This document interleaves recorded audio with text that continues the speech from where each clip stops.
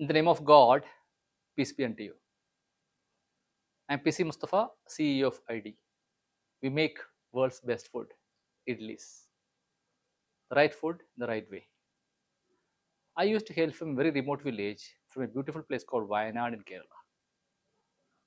During my childhood days, if someone in the village gets into some unethical practice, he used to get a very unique branding, and the branding was called businessman, because in the village that was perception. Businessman wouldn't have ethics was the perception in the village, and that is true in many cases. When we started ID, this is something which we decided to change. We want to build an institution which is very strong in the value system, without taking shortcuts, without compromising values, build a large business and make it a role model for the community and for the society at large. At ID, we decided to build this business without taking shortcuts. It was not easy. It was a war against the regular practice of interest-based transactions and unethical practice. This challenge is something which we went through. Let me share two such stories with you. This story was dated in 2007-2008 time. We were struggling. We were struggling to pay salary to employees on time. We were struggling to grow the business because this was not a fancy business. And pizza business, if I had started a pizza business after my MBA, probably many would have invested. But idli business was not a fancy business for many to invest. We didn't want to take the interest-based transactions, and thereby we were not able to grow. And we didn't come from a very rich family background as well. So the only way to grow the business was to make more profit, flow back for the growth, and then grow the business. We had started a new product called Diamond Cuts, because we want to sell more products from the same vehicle and same stores and make more profit. This Diamond Cuts had two flavors. One was a sweet version, one was a chili version. The chili version of Diamond Cuts was doing very well in the market. One day, we got a call from a large hotel group in Bangalore, saying that they wanted to buy thousands of kgs of Diamond Cuts from us. It was a dream come true situation for a startup entrepreneur. We were finding it difficult to pay salaries to employees on time. We were finding it difficult to meet both ends of the business and the family. And this order came in. This order value was as high as our 1 year revenue. I was curious to know about the use case for this product, because as a businessman, my objective was to understand the use case, sell the same proportion to more outlets, more hotels, and make more money. When I met the chef, he said in his Western accent that this is a great product. We want to serve a unique experience to our consumers. We want to serve it as a bar snack. Bar snack? That's the first time I heard the word called bar snack. I had no clue about it. I was confused.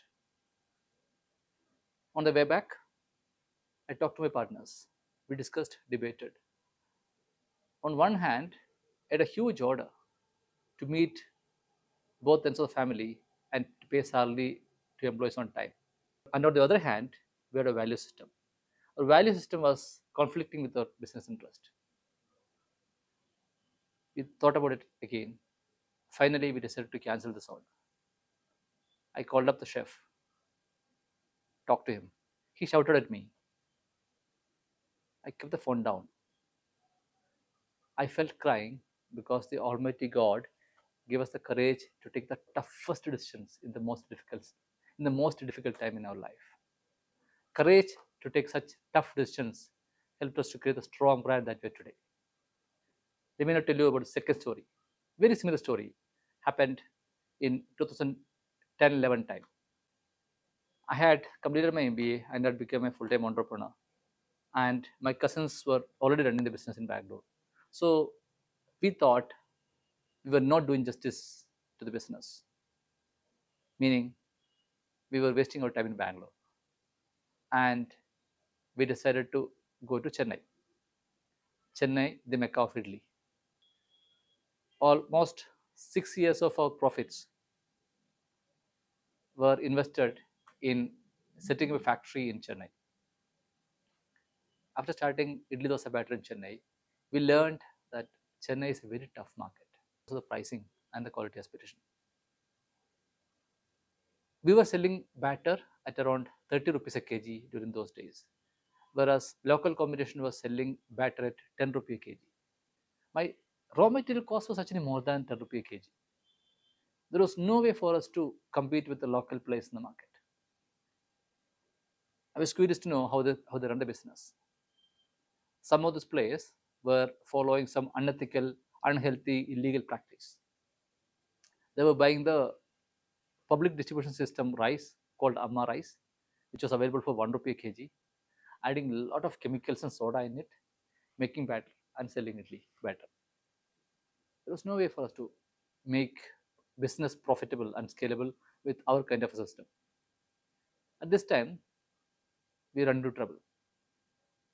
We were not able to pay salary to employees on time. Bangalore ended up losing money, and of course, we were losing money in Chennai as well. We sort of started feeling that this business is on the verge of shutdown. That time, we discussed, as a team, we had three options in front of us. One was to follow the unethical, unhealthy practice that is being followed by the local price in the market, which was to buy Amma rice at 1 rupee a kg, add soda and chemicals in it, make batter. It was illegal. It was unhealthy. It was unethical. We said, no, we will not do that. Our second option was to borrow money. Our second option was to borrow money from the bank. We said, no, that's not something we want to do.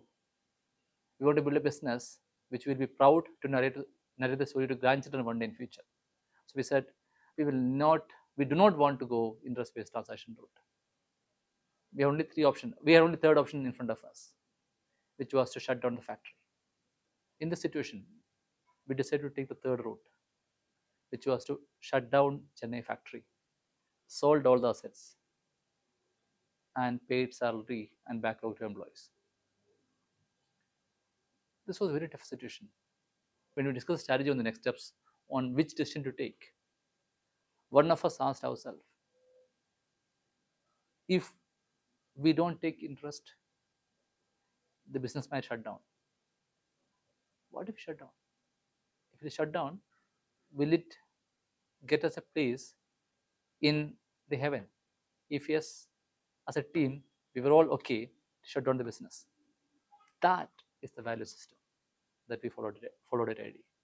Courage to take such tough decisions helped us to create a strong brand and to come out clean and come very strong and stay ahead of competition as well.